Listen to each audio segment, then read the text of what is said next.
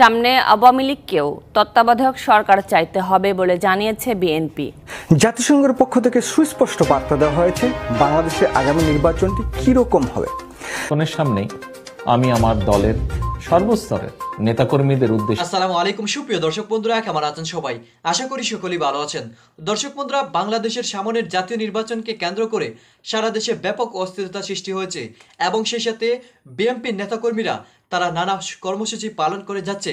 আর সেই কর্মসূচি পালন করতে গিয়ে এখন ব্যাপক অস্থিরতার সৃষ্টি দিয়েছে।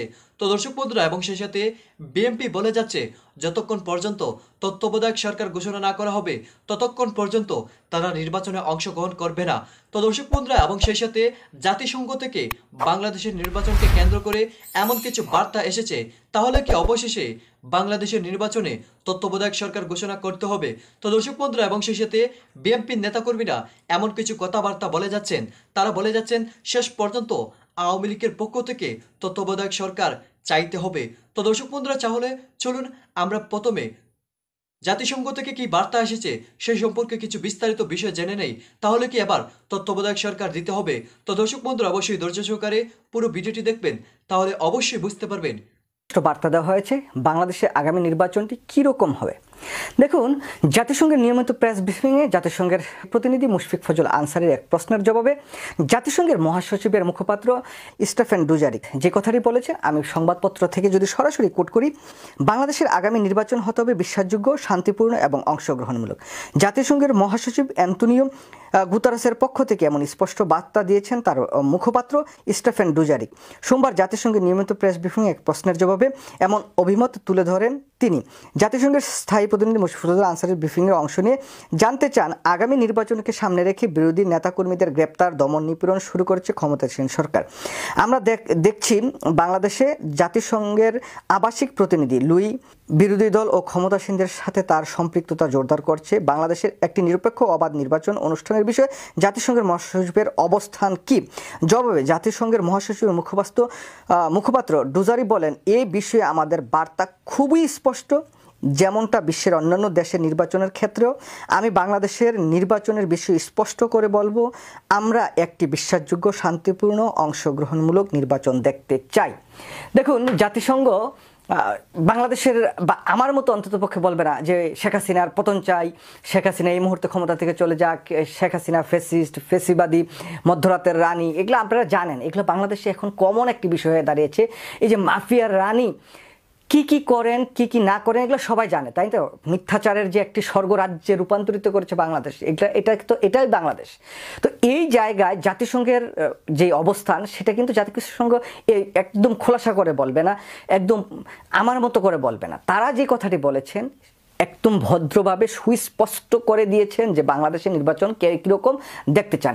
দেখুন, শেখ হাসিনা কিন্তু এই অবৈধ আরেকটি নির্বাচন করার পায়তারা করছে।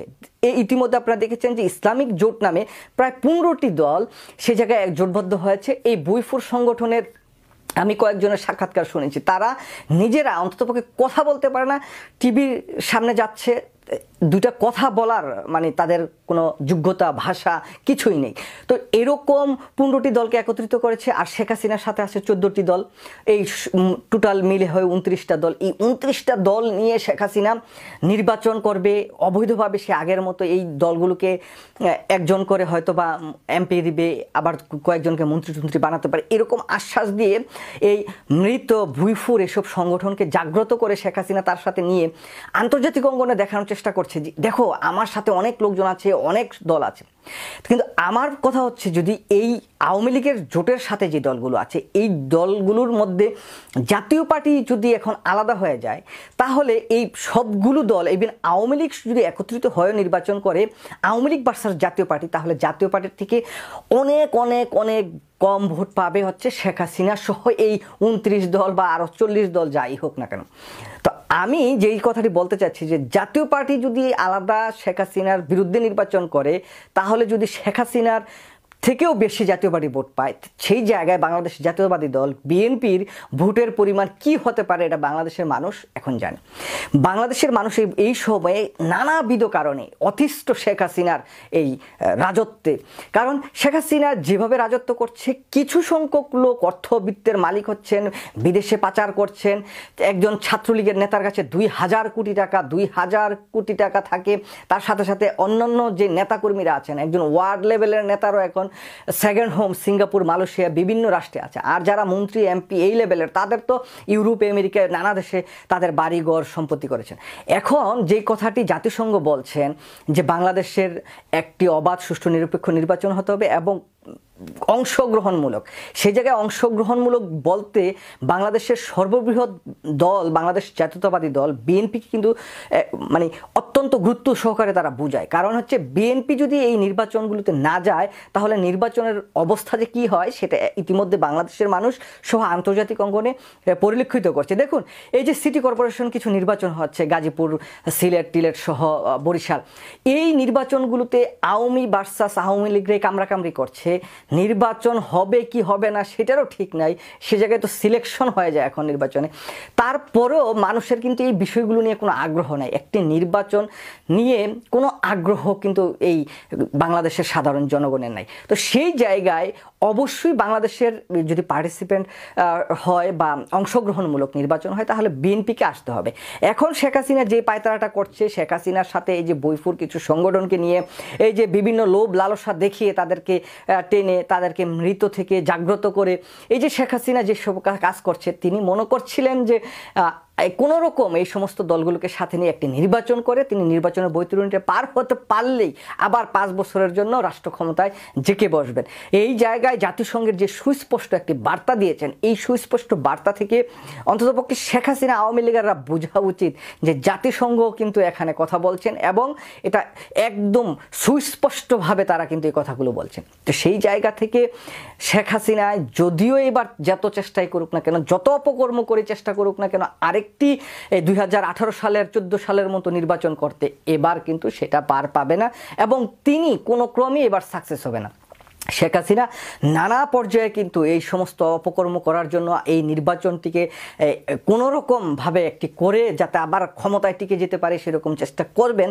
এই করার কাছ থেকে যাতে শেখ হাসিনার বিরত রাখা যায় সেই জন্য কিন্তু আন্তর্জাতিক চাপ প্রতিনিয়ত বাড়ছে। এখন জাতিসংঘের যিনি মহাসচিব তার পক্ষ থেকে তার যে সেক্রেটারি তিনি কিন্তু সুস্পষ্ট যে কথাগুলো বলেছেন এগুলো আমাদের জন্য কিন্তু অত্যন্ত অ্যালার্মিং। এবং তো ভিউয়ার্স, স্ক্রিনে আমরা নাজমুল হাসান ভাইয়ের কাছ থেকে বিস্তারিত তথ্য জানলাম। তো এখন আরও একটি গুরুত্বপূর্ণ ভিডিওটি স্কিপ করবেন না, যে আগামী নির্বাচনকে কেন্দ্র করে বিভিন্ন নেতাদেরকে, বিএনপির বিভিন্ন নেতাদেরকে তারেক রহমান আজকে লাইভে এসে যে সমস্ত দিক নির্দেশনাগুলো দিয়েছেন, আসুন শুনলে আপনিও অবাক হয়ে যাবেন। সেই কথাগুলো শুনে স্ক্রিনে। সামনে আমি আমার দলের সর্বস্তরের নেতাকর্মীদের উদ্দেশ্যে কয়েকটি কথা বলতে চাই। প্রিয় নেতাকর্মী ভাই ও বোনেরা, গত 1 দশকে সারা দেশে আপনারা বিএনপির নেতাকর্মীরাই ছিলেন বর্তমান অবৈধ সরকারের প্রতিহিংসার প্রধান টার্গেট। এই ব্যাংক ডাকাত সরকার 2008 সালে ক্ষমতা গ্রহণ করেই বিএনপির বিরুদ্ধে সর্বগ্রাসী ষড়যন্ত্র শুরু করে। গুম, খুন, অপহরণ, হামলা, মামলা ও হয়রানির পাশাপাশি চলেছে অপপ্রচার। কিন্তু আজ আমি অত্যন্ত গর্বের সঙ্গে বলতে চাই, এত অত্যাচার, নির্যাতন, নিপীড়ন করেও শহীদ জিয়ার আদর্শের একজন নেতাকর্মীকেও বিপদগামী করা যায়নি। এর প্রধান কারণ বিএনপির রাজনৈতিক শক্তির উৎস দেশের জনগণ। বিএনপির রাজনৈতিক চেতনা মহান মুক্তিযুদ্ধের মূল নীতি সাম্য, মানবিক মর্যাদা ও ন্যায় বিচার। বিএনপি সম্পর্কে বাংলাদেশের মানুষের মাটি ও মানুষের সম্পর্ক। প্রিয় কর্মীবৃন্দ, আগামী 30শে ডিসেম্বর সামনে আওয়ামী লীগকেও তত্ত্বাবধায়ক সরকার চাইতে হবে বলে জানিয়েছে বিএনপি। সেই পরিস্থিতিও তৈরি করা হচ্ছে বলে দাবি দলটির নেতাদের। রাজধানীতে 2 মহানগর বিএনপির আলাদা পদযাত্রায় বিএনপি নেতারা বলেন, সারা দুনিয়া এখন তাদের পক্ষে, তাই বিজয় তাদের সুনিশ্চিত। শান্তিপূর্ণভাবে পদযাত্রা শুরু হলেও এক পর্যায়ে আইনশৃঙ্খলা বাহিনীর সঙ্গে সংঘর্ষ হয় ঢাকা মহানগর দক্ষিণ বিএনপি নেতাকর্মীদের। যখন সব সিনিয়র লিডাররা চলে যায়, এই মিছিলের বা পদযাত্রার সেই টেইল অংশ থেকে, শেষের অংশ থেকে কিছু ছেলে পুলিশকে দেখে পুলিশের উপর তারা চড়াও হয়। এর আগে সংক্ষিপ্ত সমাবেশে বিএনপি নেতারা বলেন, দাবি না মানলে শিগগিরই আসবে এক দফার ডাক। আমরা সরকার পতনের আন্দোলন শুরু করে নাই, হাসিনা যদি দাবি মেনে পদত্যাগ করে তাহলে আমাদের পতনের আন্দোলন করতে পারে না, আমরা জানি করবেন না। সুতরাং আমাদের পতনের আন্দোলন আমরা অচিরেই ঘোষণা দেব। একই কর্মসূচি করেছে ঢাকা মহানগর উত্তর বিএনপিও।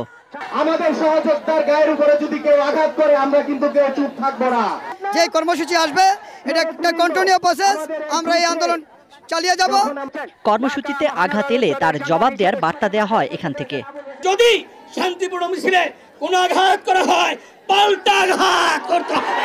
শেখ হাসিনা ৯৬ সালে নির্দলীয় নিরপেক্ষ তত্ত্বাবধায়ক সরকারের নির্বাচনের জন্য আপনি দাবি করেছিলেন, আন্দোলন করেছিলেন। আজকে কেন সেটা চান না আপনি? আপনাকে চাইতে হবে। চাওয়ার মতো পরিস্থিতি বাংলাদেশের জনগণ সৃষ্টি করবে। তো দর্শক বন্ধুরা, আপনারা হয়তো এই পুরো ভিডিওটি দেখে এবং তাদের এই কথাগুলো শুনে অবশ্যই বুঝতে পেরেছেন অবশেষে জাতিসংঘকে বাংলাদেশের নির্বাচনকে কেন্দ্র করে এমন কিছু বার্তা পাঠিয়েছে এবং জাতিসংঘের সেই বার্তাকে কেন্দ্র করে এবার অনেকে অনেক রকম কথাবার্তা বলে যাচ্ছে। অনেকে বলে যাচ্ছে এবার আর তত্ত্বাবধায়ক সরকার না দিলে আওয়ামী লীগ পারবে না। তো দর্শক বন্ধুরা, এবং সেই সাথে বিএনপি নেতাকর্মীরা বলে যাচ্ছেন শেষ পর্যন্ত আওয়ামী লীগের পক্ষ থেকে তত্ত্বাবধায়ক সরকার দিবে এবং আওয়ামী লীগ চাইবে তত্ত্বাবধায়ক সরকার দিয়ে নির্বাচন চালিয়ে যেতে, কারণ সারা বিশ্ব এখন বিএনপির পক্ষে রয়েছে।